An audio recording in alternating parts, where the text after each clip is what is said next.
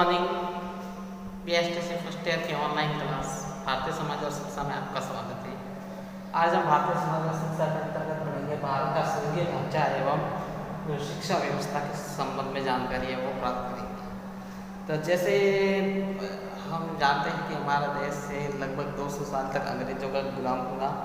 उसके बाद में सन 1947 से पूर्व हमारे देश के अंदर जो शिक्षा व्यवस्था थी वो कैसे थी, ब्रिटिश शिक्षा व्यवस्था थी, जिसके अंतर्गत भारत के में संघीय शासन व्यवस्था थी। प्रांत के अंदर सन 1935 का प्रांतीय शासन अधिनियम पारित हुआ, तब भारत के अंदर शासन व्यवस्था कैसी थी, संघीय शासन व्यवस्था थी। प्रांतीय स्तर पर स्वशासन का श्री गणेश हो चुका था और प्रांतीय स्तर यानी राज्य स्तर पर स्वशासन का श्री गणेश शुभारंभ हो गया था। ऐसी स्थिति में सन 1937 में 7 प्रांतों में कांग्रेस सरकार का गठन हो चुका था और 1937 के अंदर 7 प्रांतों में कांग्रेस का गठन, 7 राज्यों में कांग्रेस का गठन हो चुका था और 1935 के अंतर्गत ही भारत के अंदर संघीय शासन व्यवस्था शुरू हुई। उसके बाद में 2 वर्ष बाद में 7 प्रांतों के अंदर कांग्रेस की सरकार है वो लगभग बन चुकी थी। इस समाज में शिक्षा को नवीन संवैधानिक एवं राष्ट्रीय स्वरूप प्रदान करने की एक नई दिशा थी। इन सरकारों के द्वारा शिक्षा को एक नवीन संवैधानिक स्वरूप प्रदान करने की ये योजना बनाई। राष्ट्रीय स्तर पर शिक्षा को एक महत्वपूर्ण स्तर तक पहुंचाने में कांग्रेस की सरकार ने काफ़ी महत्वपूर्ण भूमिका को निभाया। इसके परिणाम स्वरूप वर्धा योजना को कठोर रूप से लागू किया गया।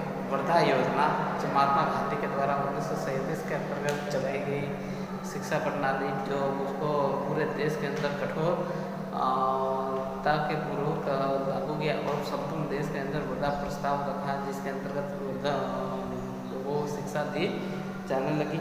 शिक्षा के क्षेत्र में एक काफ़ी महत्वपूर्ण कदम था भारत सरकार की ओर से। जिसका सार्वभौमिक परिणाम यह हुआ कि सबको निःशुल्क शिक्षा का प्रस्ताव रखा गया। इस वर्धा योजना के अंतर्गत सभी व्यक्ति को, चाहे वो अमीर हो या गरीब व्यक्ति हो, सभी को निःशुल्क शिक्षा का अधिकार दिया जाएगा। किंतु प्रांतीय सरकार अधिक समय तक स्वशासन को बनाए नहीं रख सकी। लेकिन जो प्रांत के अंदर 7 राज्यों के अंदर कांग्रेस की सरकार हुई थी, वह अपने स्वशासन को अधिक समय तक लागू नहीं कर पाई। तो ऐसी स्थिति में इसका प्रमुख कारण था कि अंग्रेजों का कपटपूर्ण व्यवहार था और भारतीयों की स्वराज्य संबंधी मांग को ठुकरा देना। इसका प्रमुख कारण क्या था? अंग्रेजों का क्या था? कठोर व्यवहार। अंग्रेज भारतीयों के साथ में कैसा व्यवहार करते थे? कठोर व्यवहार करते थे। और हमारे जो भारतीय लोग थे वे क्या करते थे? स्वशासन की मांग करते थे। उस मांग को उन्होंने कठोर व्यवहार के कारण उस मांग को उन्होंने ठुकरा दिया। अतः हम कह सकते हैं जिससे द्वितीय विश्व युद्ध हो गया, जिसके अंतर्गत विश्व युद्ध के दौरान द्वितीय विश्व युद्ध के दौरान जब भारतीयों के अंग्रेजों को आवश्यकता पड़ी तो उन्होंने एक स्कीम चलाई कि भारतीयों को भी शिक्षा का अधिकार दिया जाए। अतः भारतीयों को युद्ध में शामिल करने के लिए उन्होंने एक योजना बनाई, जिसके तहत भारतीयों को पूर्णतः स्वतंत्र करने और एक अच्छी शिक्षा व्यवस्था देने की उन्होंने योजना बनाई और उन्होंने उनको वादा किया भारतीयों के साथ में, जिसके संदर्भ में सार्जेंट प्लान बनाया। द्वितीय विश्व युद्ध के बाद सार्जेंट प्लान की घोषणा। इस सार्जेंट प्लान के द्वारा भारतीयों को एक अच्छी शिक्षा की व्यवस्था अंग्रेजों द्वारा मुहैया करवाई जाएगी, जो भारतीय के लिए अति आवश्यक है। इसी संदर्भ में अंतरिम सरकारों की स्थापना हुई। सन 1945 और 1946 में पुनः रूप से अंतरिम सरकारों की स्थापना हो जाती है भारत के अंतर्गत। और 15 अगस्त 1947 को तक यह कार्यरत रही और 15 अगस्त 1947 अंतरिम सरकारें थी वो जब तक हमारा देश स्वतंत्र नहीं हुआ तब तक ये सरकारें चलती रही। 1945 और 1946 के अंदर अंतरिम सरकार बनी और लगभग ये 1.5 साल तक किया और 1.5 साल तक ये सरकारें ये चली। इस स्वतंत्र काल में राष्ट्र के समक्ष शिक्षा का पुनर्गठन एक भारतीयकरण के लिए एक बहुत ही बड़ी समस्या थी और शिक्षा का पुनर्गठन करना भारतीयों के लिए एक बहुत बड़ी चुनौती थी। इस चुनौती के लिए तत्कालीन शिक्षा मंत्रालय ने इस समस्या को प्राथमिकता में क्रम में हल करने के लिए संवैधानिक रूप से एक वैज्ञानिक तरीके से शिक्षा का ढांचा है वो निर्मित तैयार किया गया। इसके अंतर्गत भारत के अंतर्गत विभिन्न प्रकार की शिक्षा व्यवस्था को स्वयं भारतीय आंतरिक व्यवस्थाओं के अंतर्गत संविधान के अंदर शिक्षा को भी जोड़ा गया है। संविधान निर्माणकर्ताओं ने संविधान के अंतर्गत शिक्षा को एक विशेष महत्व दिया। इसके अलावा विभिन्न इस दृष्टि से केंद्र सरकार और राज्य सरकार ने विद्यालय विषय को अलग अलग विषयों में निर्धारित किया। इस दृष्टि से 3 प्रकार की सूचियाँ बनाई, 3 प्रकार की सूचियाँ बनाई, केंद्र सूची, राज्य सूची और समवर्ती सूची। इस प्रकार से तीनों सूची के अंदर विभिन्न प्रकार से कुछ विषय केंद्र को दिए और कुछ विषय हैं वो राज्य को दिए और समवर्ती सूची के अंदर जो विषय थे वो राज्य और सरकार दोनों मिलकर कानून है वो निर्माण करती थी। तो कानून निर्माण की कितनी सूचियाँ बनाई? 3 प्रकार की।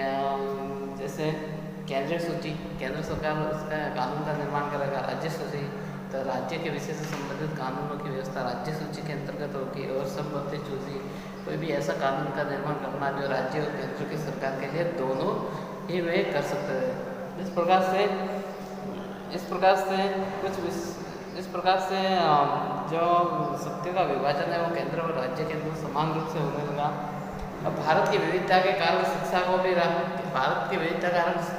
शिक्षा को किस सूची में रखा है? राज्य सूची। शिक्षा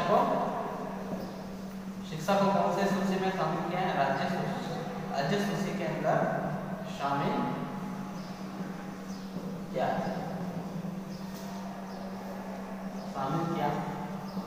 शिक्षा एक ऐसा विषय है जिसको किस सूची के अंतर्गत शामिल किया? राज्य सूची के अंतर्गत। यदि शिक्षा के ऊपर कोई भी राज्य की सरकार है वो अपनी इस सूची के आधार पर कानून है वो उसका निर्माण करती है।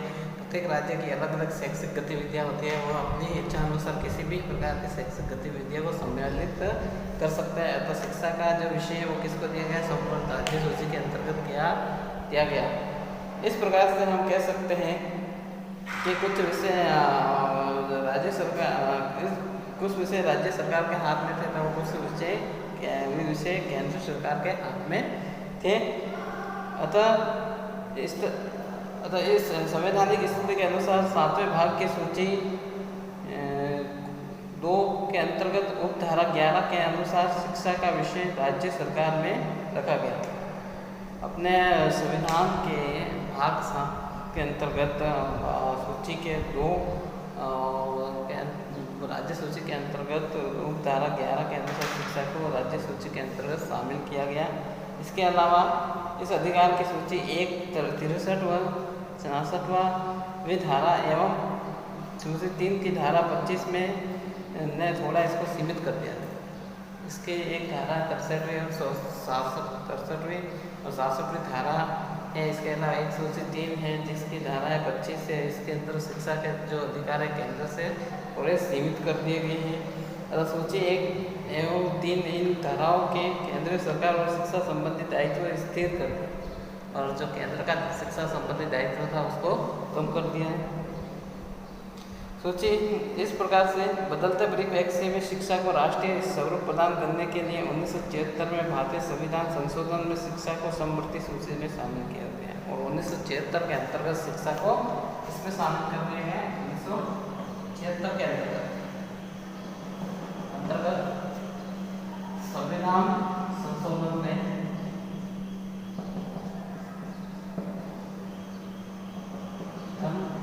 द्वारा समवर्ती